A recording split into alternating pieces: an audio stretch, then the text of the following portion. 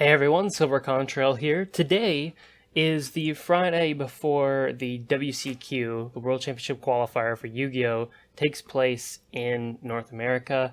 It's happening in Pittsburgh over the weekend, and it's the biggest event of the year. And for the first time in 3 years, I'm not attending it.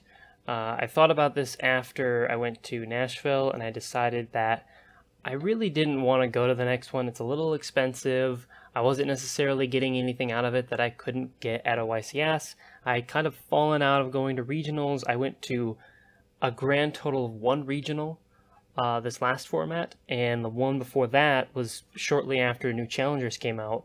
So I really haven't been playing very competitively, and for those various reasons, I decided not to go.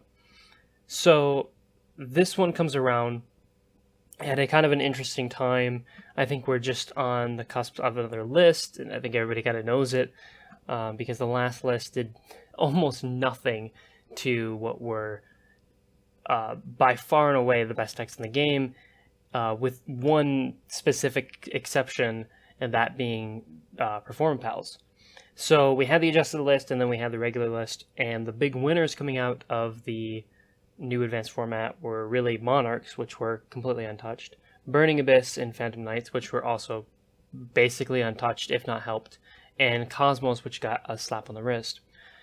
Now, Perform Pals have obviously shown that they're still very much super good in this format. They are just such a good deck, and it refuses to die. It's so flexible. Dark Perform Pals is still a really good deck. Now, it's definitely not what it used to be, though.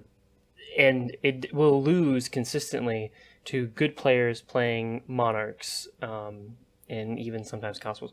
But Monarchs is a bad matchup for it. BA is kind of an interesting matchup for it.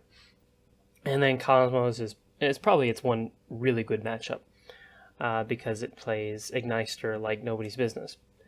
So going into this weekend, I wanted to make a couple of predictions, or a handful of predictions actually, about what the top decks are going to be. Now that's all going to be decided by what people think about going into this tournament. People are thinking, well, maybe I can go in with something rogue and try to get under the radar, crack the top 32 and surprise people because they don't have side deck tech for me. You've got people who are just going with conventional picks and because they want to play something consistent. You got people who are going in with the decks that they topped with, or people just trying stuff out. You got all kinds of people. Looking at the lineup, I think it would be shocking to me if the top two decks are not some variant of Monarchs and Burning Abyss Phantom Knights. So these two decks, I think, by far and away are going to be the most popular decks at the event for a couple of reasons. First of all, they're cheap. So everyone can grab them, build them before the event if they're feeling like, I don't really know if this Pendulum deck I've been working on is really going to be good. And their friends are going to say, then just play Monarchs. And they're going to go out, they're going to buy 3 structure decks, they're going to pick up the extras they need, and they'll play Monarchs. It's easy.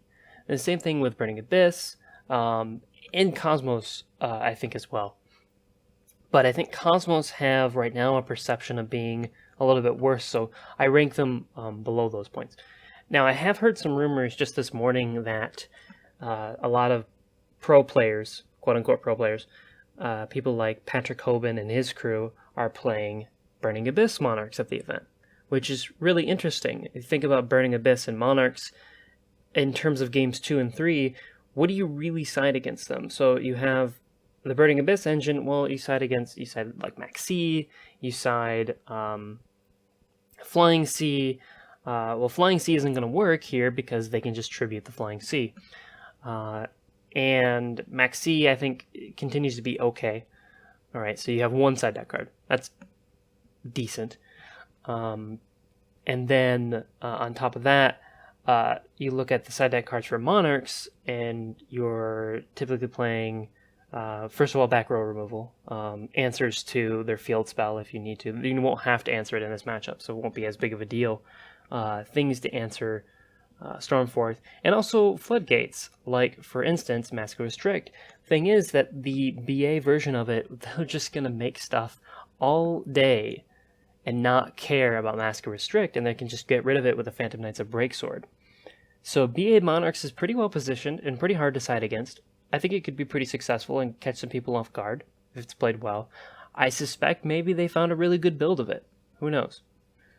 So again, I think if you're looking into what could really top, my predictions are probably number one Monarchs is going to have the most top 32 spots, and then Phantom Knights, Burning Abyss variants, and then any kind of like in between variants between Burning Abyss and Monarchs, and then you have kind of a toss up between I think Cosmos and Perform Pals, and then we get into kind of the roguish matchups. So Pendulum Magicians. I've talked about this recently. I think the deck's really well positioned this time, and if you've got a few smart players going in with it, they can do really well.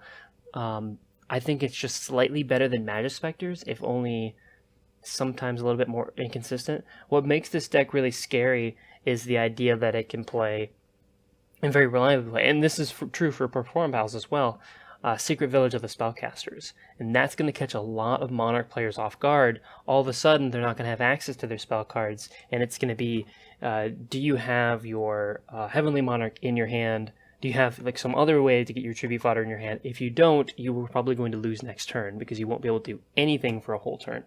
That card is super powerful right now, and I think people are going to underestimate it going into the event.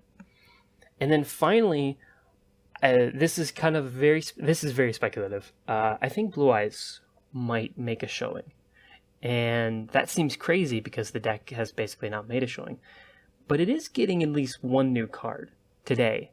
It got one new card. The structure deck came out, and we finally have access to their what was formerly known as Gospel of Revival. I'll be honest, I'm spacing on what its new name is. Return of the Dragon Lords, where you target a level 7 or 8 dragon type monster in your graveyard, and you special summon it, and then you can banish it from your graveyard to protect a dragon type monster or monsters you control from being destroyed by battle or by card effect. That is really, really good. Not just the revival effect, but then banishing it because of the kinds of things you can protect. If you can protect a Blue-Eye Spirit Dragon, or excuse me, the Blue-Eye Synchro, and I don't want to say the wrong name, and I'm almost certain I will. If you can protect that card, which negates monster effects, Blue-Eye Spirit Dragon, which negates monster effects in the graveyard, or card effects in the graveyard, you can shut down Burning Abyss players. You can shut down a lot of Monarch plays, especially with that 3,000 defense. And protecting things from being destroyed by battle is another big issue, especially when you look at some other big dragons being played. Things like Ignister Prominence, the Draco Slayer, Fusion, and Synchro, and also a few choice Xyz monsters like Titanic Galaxy. They're all dragons, and you can protect them with this card. Not only that, but you're making Titanic Galaxy with this card, and then you're protecting it. That's a big deal. Being able to protect it from destruction by battle or by card effect, and being able to negate spells, well, suddenly you're going to have a real hard time getting that thing back off the field. So, could Blue Eyes be a big pick here? I think it could be very competitive. I think that everything else will probably top before it, but now's the point where we start to look at this deck and go, yeah, I think there's something here. Maybe the WCQ platform, especially given that this card will only have been out for a day, is not the place where we're going to see it top first, but with this and then alternative, certainly down the road, it's going to be a good deck. Will it be good enough? That depends on the format. That depends on the list that we get. So that's what I'm thinking. The big showings are probably going to be Secret Village of the Spellcasters. We're going to see that card in a lot of places, assuming like a Spellcaster list actually makes a top. By the way, Blue Eyes can also play that card, because they have a field spell, they have reasons to run terraforming, and they have enough spellcasters to make it viable.